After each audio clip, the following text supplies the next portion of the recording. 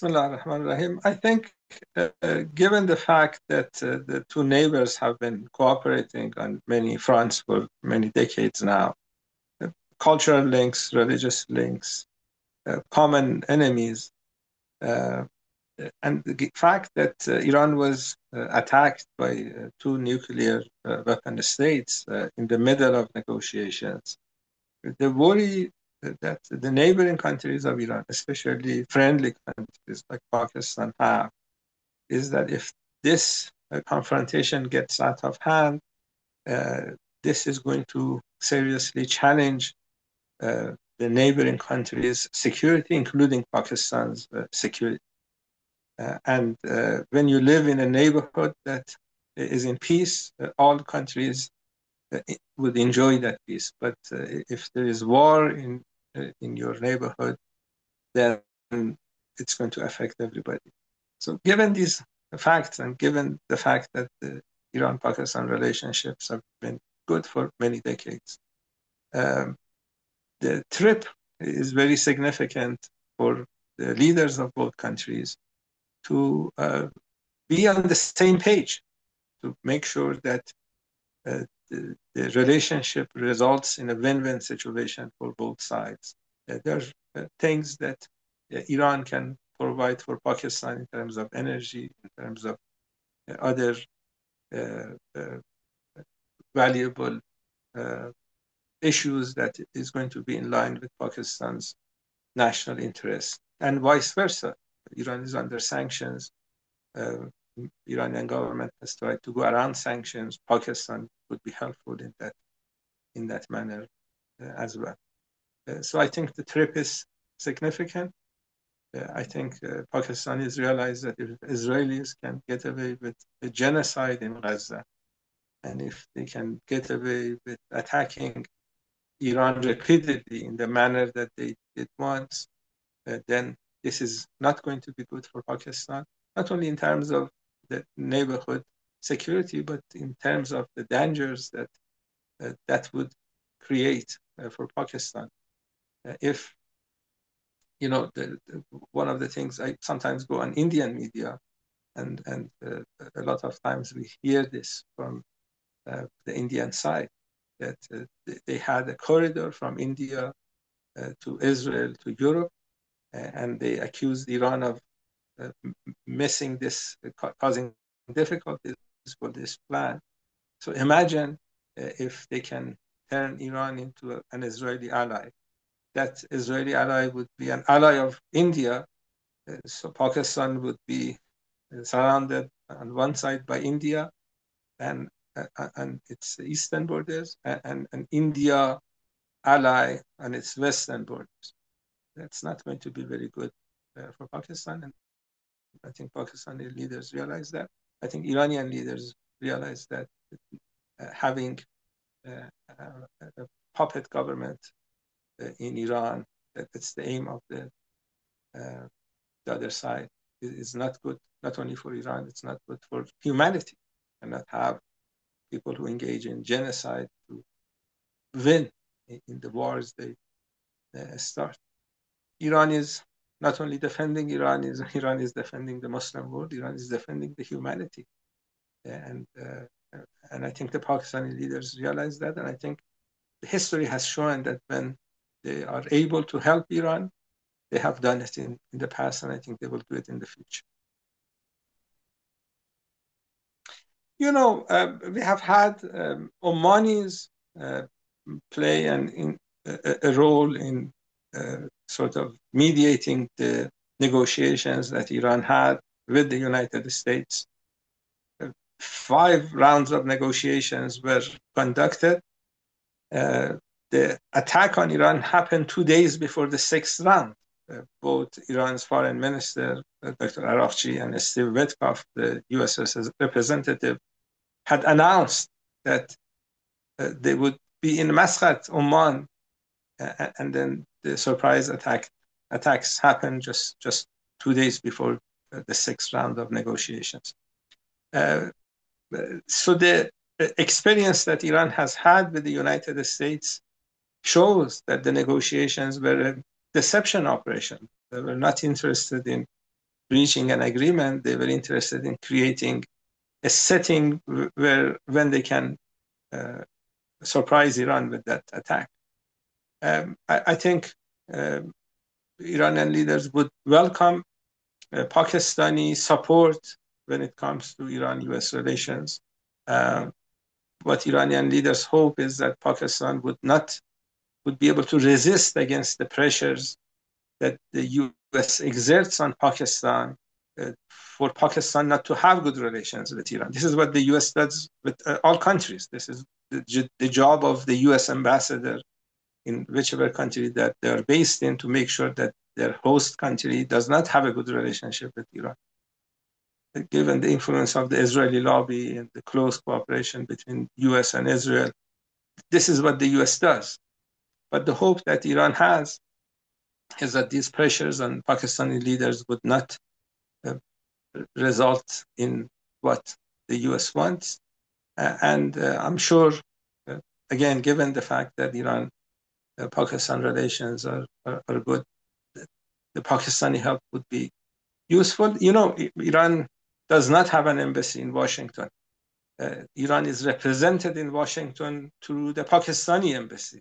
Pakistanis have been providing this service to Iran for many decades now. This is a sign of the strength of the relationship.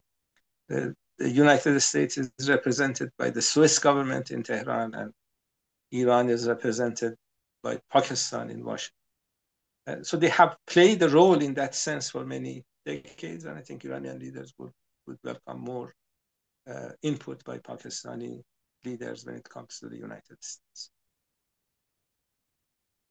You know, as you know, Iran-China relations are good.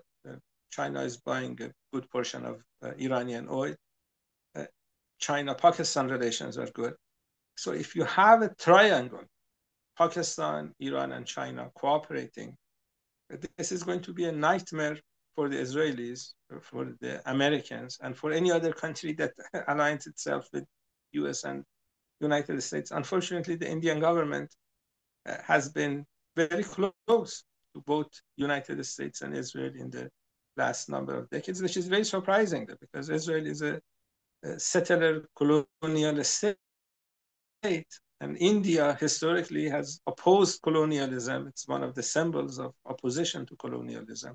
So to be in line with Israeli policies in the manner that the Modi government has been is quite surprising to a lot of people. The hope is that they realize that working with a genocidal state is not a good foreign policy choice. The United States is a country in decline. The future of the world, at least in the next number of centuries, would lie in Asia. So if Asian countries can cooperate with each other more, that's going to be useful. And there are mechanisms to do that under the Shanghai Cooperation Organization or BRICS, for that matter. So the hope that Iran has is that India would correct course. The war between India and Pakistan was not good, and Iran tried to help with reducing the tensions in that manner. So when Iran was attacked, I think a lot of Pakistanis remembered what happened to them just a few weeks earlier, because they were the victims of a surprise attack themselves. And I think if the Indian government looks at the world in the next number of centuries, they realize that working with a declining power, that is the United States, and working with a genocidal regime, that is Israel, is not going to be good for India's long-term interests. You know, Iran imports a portion of its agricultural needs. One of the strengths of Pakistan is in agriculture. Pakistan agriculture is in a good shape. So cooperation on agriculture is going to be important. Iran has the highest level of oil and gas in the world. It's number one when you combine oil and gas together, and Pakistan can benefit from these resources that Iran has. There was this so-called peace pipeline that came all the way to the Pakistani border, and the government at that time in Pakistan, under U.S. pressure, did not go through with that project. The hope that Iran has is that that issue would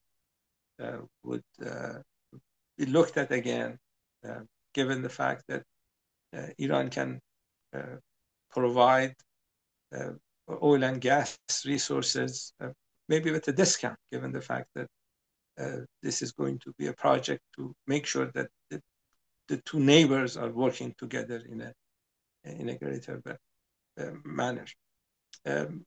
The industrial sectors on both sides are strong. They can work with each other in terms of making sure that they engage in joint projects in terms of industry. And that is going to be useful for both sides. I have been to Pakistan. When we visit Pakistan, we don't feel we are in a foreign country. And given this historical relationship, the cultural linkage, you always have to wonder why the relationship is not stronger, because there's a long border. There are security issues. There are Indian-funded terrorist organizations in Pakistan that may want to use Iranian territory to cause difficulties for Pakistan, and vice versa. There are terrorist organizations generally funded by Israel that want to use Pakistani territory to attack Iran. So cooperation on security issues is going to be important as well. The issue is very simple. Both countries, I think, they have agreed already that they need to make sure that their territory cannot be used by an organization that is considered a terrorist organization by the other side.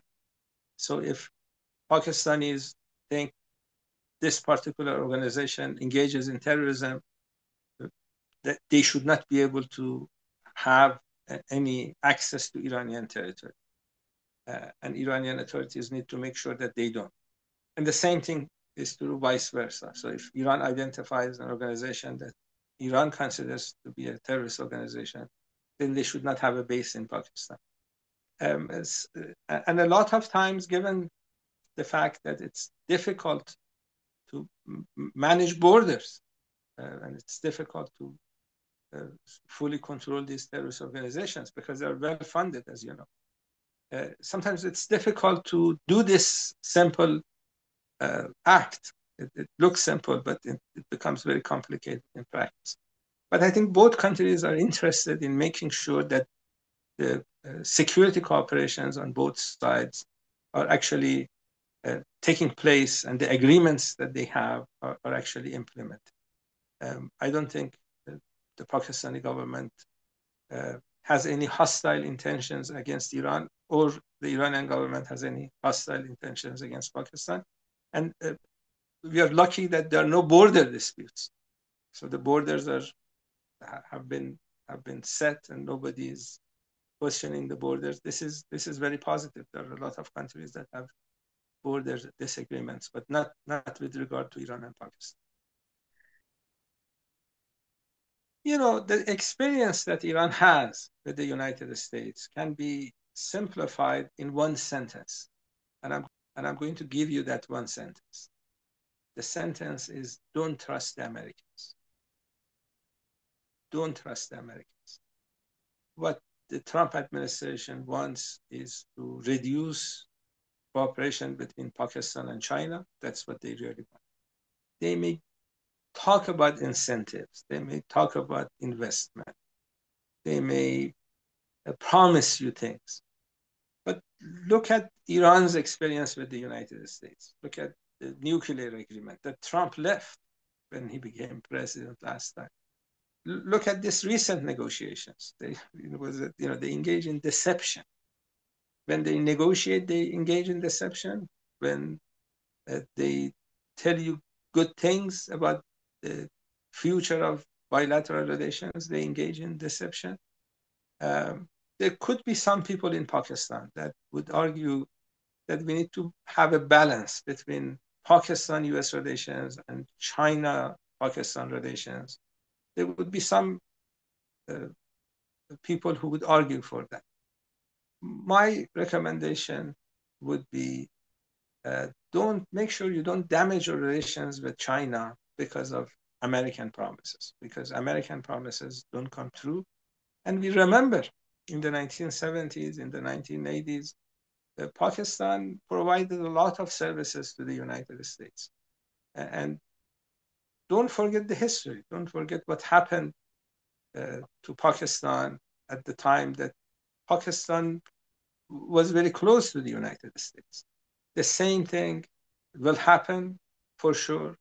So making sure that even if there are cooperations with the United States, this is done in uh, coordination with other countries that have good relations with Pakistan, like China, like Iran, to make sure that the